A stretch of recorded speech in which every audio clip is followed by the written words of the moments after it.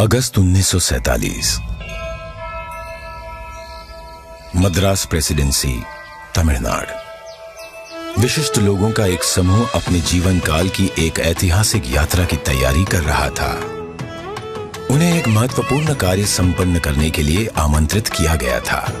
एक शासक से दूसरे शासक को सत्ता हस्तांतरण की प्रक्रिया को विधि विधान के साथ पूर्ण करने का कार्य सौंपा गया था। किस दिशा में कूच कर रहे थे ये लोग? दिल्ली। भारत अपनी स्वतंत्रता के समीप था। ब्रिटिश शासन से मुक्ति की बेला थी।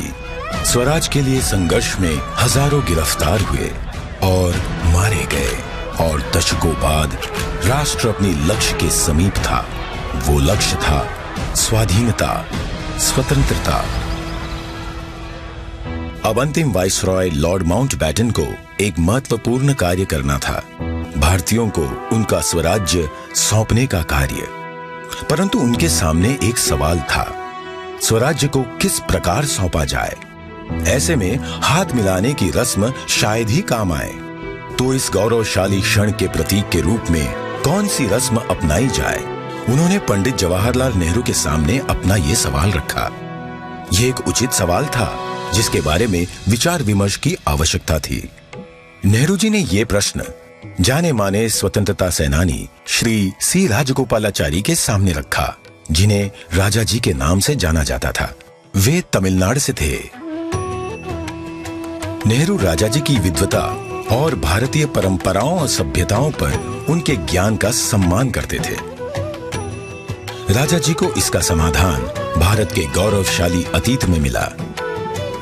तमिलनाडु के चोला साम्राज्य में, जो भारत के प्राचीनतम और दीर्घकाल तक चलने वाले साम्राज्यों में से एक था, एक चोला सम्राट से दूसरे सम्राट को सत्ता का हस्तांतरण नीति परायणता के प्रतीक अर्थात सेंगोल सौंप कर किया जाता था।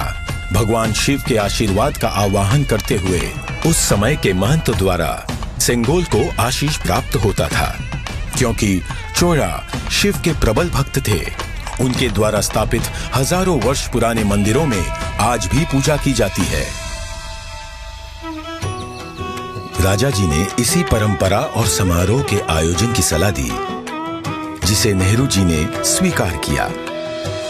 राजा जी ने बिना समय गवाए इस समारोह के लिए प्रमुख धार्मिक मठ या आश्रम तिरुवावड़दुराई आदीनम से संपर्क किया, जिसे 5 सदियों पहले स्थापित किया गया था, और ये तब से चोला भूमि के केंद्र में स्थित है और आज तक कार्यरत है।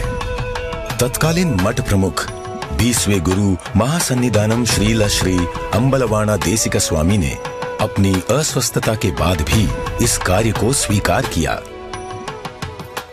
उन्होंने सेंगोल बनाने का दायित्व मद्रास के प्रसिद्ध स्वर्णकार वुम्मड़ी बंगारू को सौंपा। सेंगोल के शीर्ष पर नंदी विराजमान थे, जो कि शक्ति, सत्य और न्याय के प्रतीक हैं। सेंगोल बनाने के समय को याद करते हुए 96 वर्षीय श्री वुम्मड़ी एतिराजुलु कहते हैं, आदिनम किसी की सिफारिश पर हमारे पास सेंगोल का निर्माण का न्योता लेकर आए थे। उन्होंने हमें इसके चित्र दिखाए।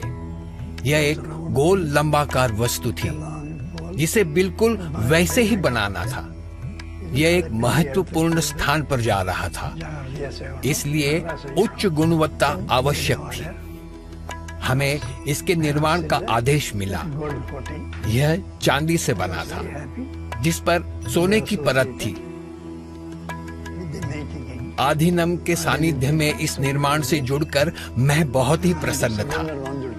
स्वतंत्रता सबके लिए गौरवशाली क्षण था, पर आधीनम द्वारा हमें सेंगोल निर्माण का दायित्व सौंपने से उस क्षण का महत्व बढ़ गया था।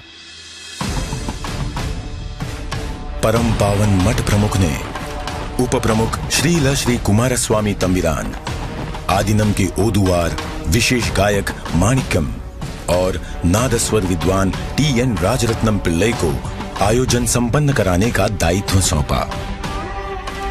ये दल एक विशेष विमान से दिल्ली पहुंचा। 14 अगस्त 1947 की रात्रि को श्रील श्री कुमारस्वामी तंबिरान ने रीतिनुसार सेंगोल को लॉर्ड माउंटबेटन को सुपुर्द किया।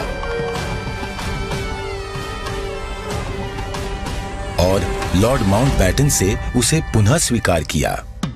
तत्पश्चात सेंगोल पर पवित्र जल छिड़का गया। शोभा यात्रा के रूप में इसे पंडित जवाहरलाल नेहरू के पास ले जाया गया। इस अवसर पर ओदुवार ने तमिल संत तिरुज्ञान संबंदर द्वारा रचित कोलर पदिगम से श्लोकों का पठन किया। महंत ने नेहरू जी को पीतांबर पहनाते हुए उन्हें रीतिनुसार सेंगोल सौंपा। अडियारगल वाणिल अरसालवार आणई नमते, अर्थात ये हमारा आदेश है कि ईश्वर के अनुयायी राजा स्वर्ग के समान शासन करेंगे। इस वाक्य से श्लोक का समापन हुआ।